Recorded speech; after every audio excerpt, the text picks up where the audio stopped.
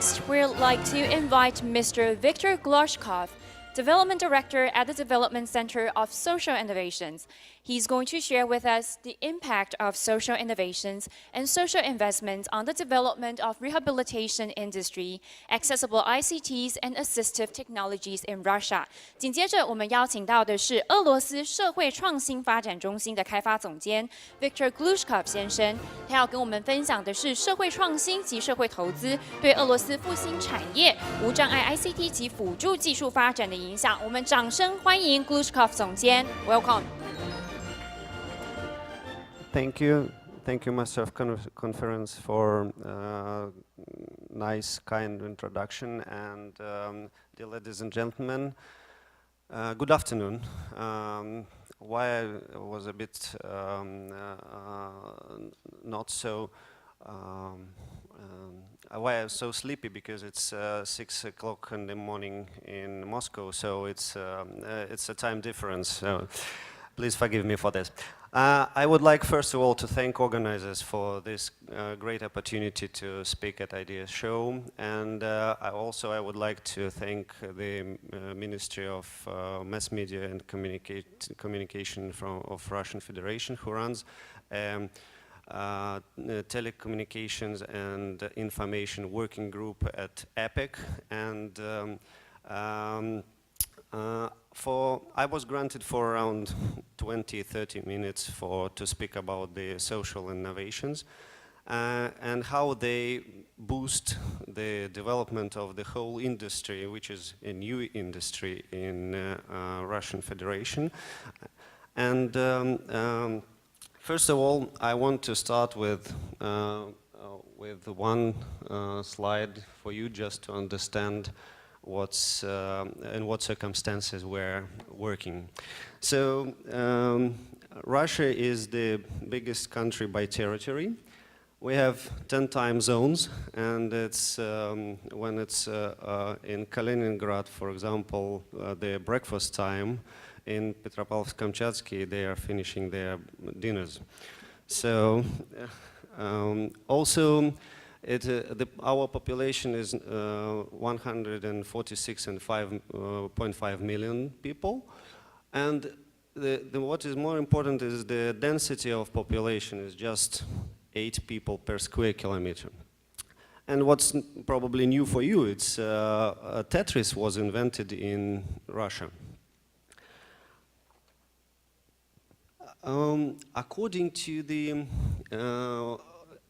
Organization for Economic Cooperation and Development, and according to their research they've made in 2012, 53.5% of Russian population aged between 25 and 64 have diploma of higher education, and the majority of them is in technical professions. So the nearest is Canada, which is 52%, then it goes Israel with 46%, and USA is 43%. So there are a lot of potential to invent. And now I just want to show you a short video of how Russians sometimes use this potential for invention.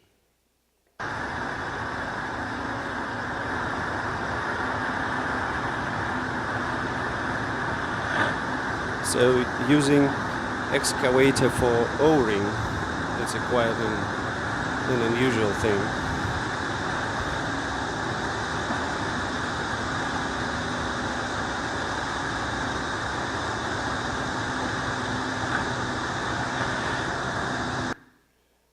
So recently in St. Petersburg International Economic Forum, there was a panel discussion on this issue, and professor from MIT, Robert Graham, pointed out several facts which I also want to share with you. First of all, he said that Russians are really great in making inventions. You can see there is a list of inventions. For example, Yablachkov invented basically the electric lamp, but Thomas Edison introduced it to the public. And for example, Sergei Lebedev has invented the first computer, but there are no Russian computer companies, computer producers, world leaders in this area. Not Russians, are Japanese, Americans, Chinese, Korean, other companies. The point is that Mr. Graham said is that invention is not is much bigger than the innovation is much bigger than the invention. That inventors just create things, but innovators, they make them successfully and commercially successful, not only for the inventors but also for the public. And we basically asked this question of what can we do with the scope of the inventions in Russia. And in 2013, we as a group of specialists in social entrepreneurship development, we created a small program which consisted of training on social entrepreneurship literacy, and also we had the support from our colleagues in this sphere, and we got a small seed funding from one CSR budget of the commercial bank. So we went to the universities and saw a big demand from the students who has a lot of their social initiatives, and they wanted to make them happen. So very quickly we realized that the majority of these initiatives are related to the assistance and support of the disabled people. And we started exploring what's going on in this field in Russia and in the world, and what we found that not much at those time.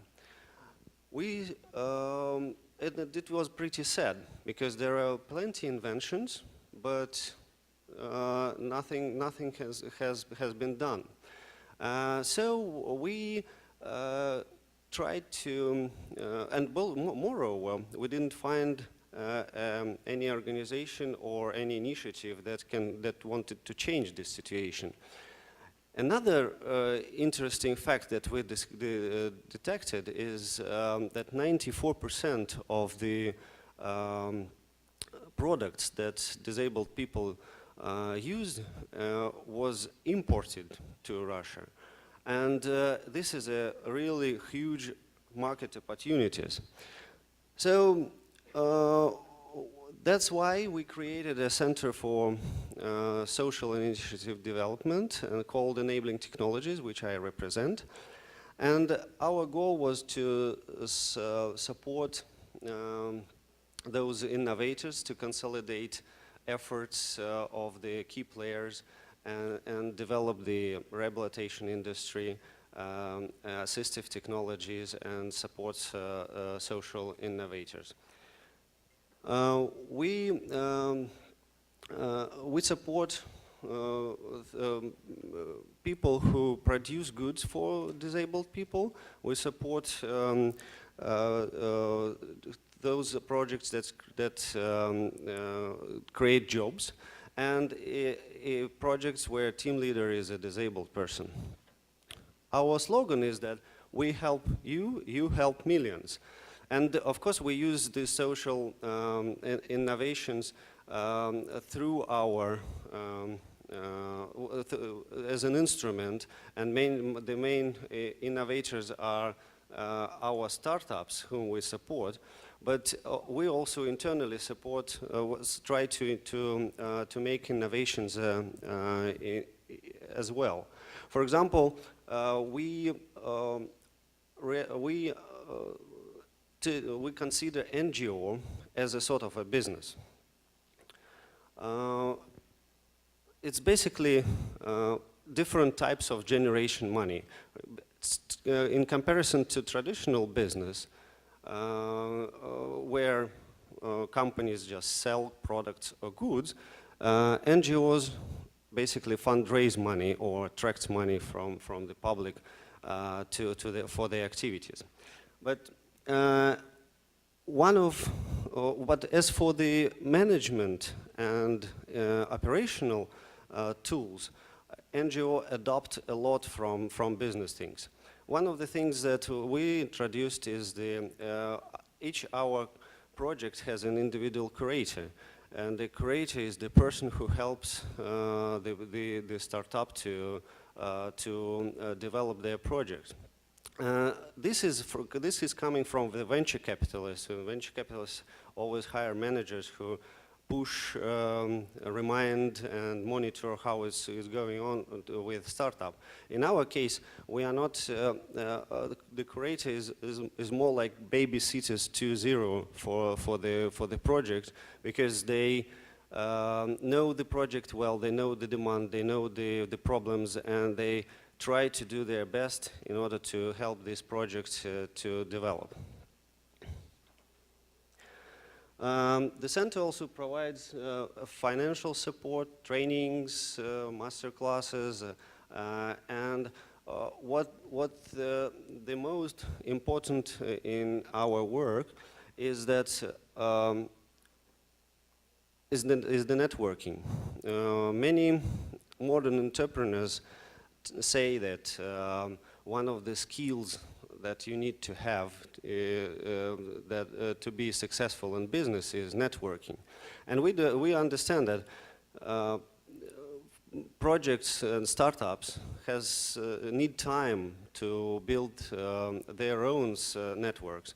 That's why we created our network, and we give access to it for startups. And we tried to have on board all the main stakeholders and all the main organizations in Russia who support startups.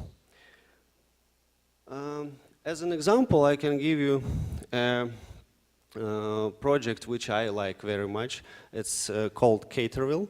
And by the way, this guy and the team itself created this prototype of this wheelchair in their garage.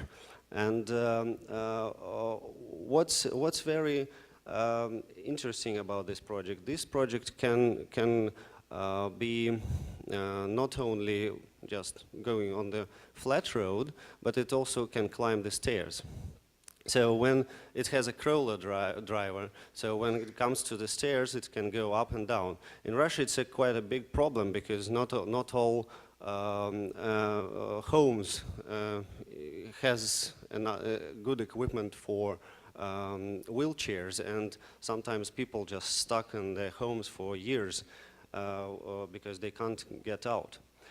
And what's also important to mention is that this project came to us and asked to help them with organizing production of their wheelchairs, and we managed to convince the Ministry of Industry and Trade of Russian Federation, who helped us to link this team with the big factory in their native region, and now they are making their first trial lot.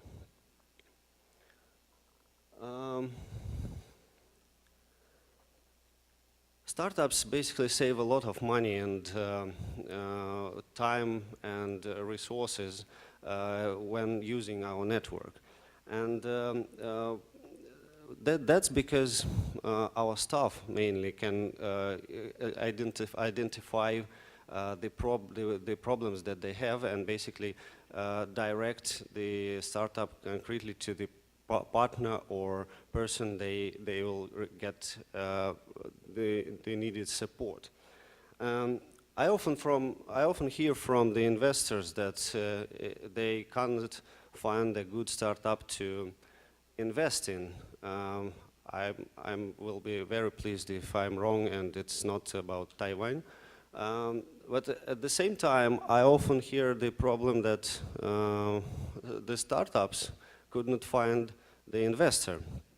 And again, I hope it's not your case. But sometimes it's happened because government, NGOs, businesses, and startups, they all speak different languages.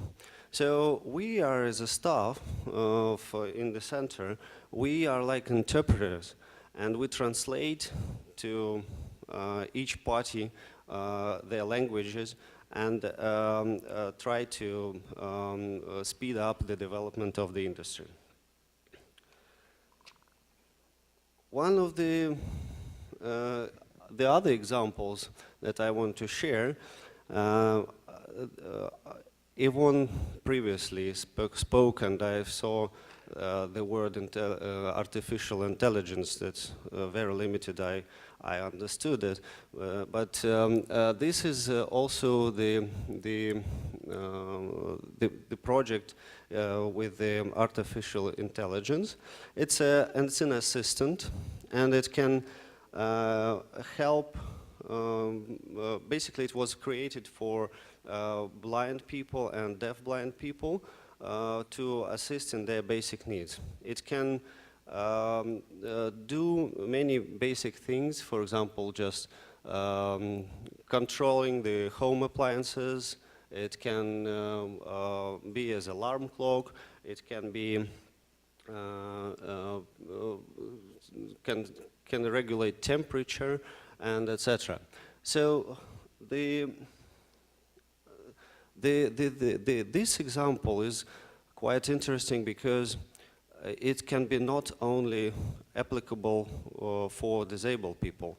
There are plenty of other target audiences that can be and opportunities for this product to be sold. So for that cases, my colleagues created a special brainstorms sessions where they collect a lot of experts, and they basically upgrade and wrap up this product for the other target audiences. So very often, social innovators do not see the market, because when they invent something, and especially young engineers, when they say, okay, this is a good thing, this is a social project, and it's good that when I can help somebody with by doing something. But according to the World Health Organization, is that the 15% of population of the Earth is are disabled people, and it's nearly 1 billion people. And despite of the medical care development, the disabled people population will grow, and that's partially because of the aging of population. Not long ago, Russia ratified the United Nations Convention on Rights for Persons with Disabilities. And there is huge scope of work in this field, but already, and I mentioned about this project for my colleagues here, this is the platform for blind and visually impaired people, and it brings you to the, it gives you opportunity to use information technologies. It's very easy to learn on how to use this platform, and the product is designed for creating speech-enabled appliances with a set of standard tools for easy access to web services, to mail, news, and etc. So, strategically, we think there are three main streams. It's existing entrepreneurs and enterprises in this area, it's startups, and it's science. For example, with science, we plan to work in the field of neuro technologies and neuro interfaces. We think it's a very promising sector. And together with our fund, and especially we'll work in the field of deaf-blind people. Together with our fund, with our partner fund Connection, and with this fund we have already made a lot of good work and tracks on the projects on deaf, blind, and also for we created a great research on deaf blindness. Now we have the biggest database on publications and specialists in the world, and now we are looking forward for having multinational companies on board in order to do projects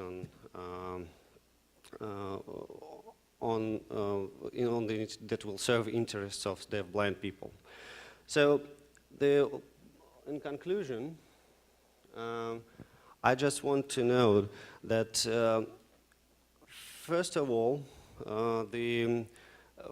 only for 3 years we've been able to decrease number of the percentage of imported goods from abroad that disabled people use. Secondly, it's public awareness, and it was increased, and thousands of solutions, new solutions from hundreds of young engineers arise. Thirdly, the government created a very conducive environment for designing technologies. Fourthly, it's key players working together.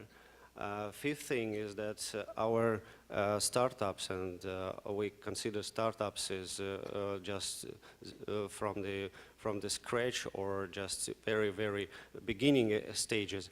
They invested. They got social investments in the amount of $4 million, which is an amazing thing. And the most important thing is that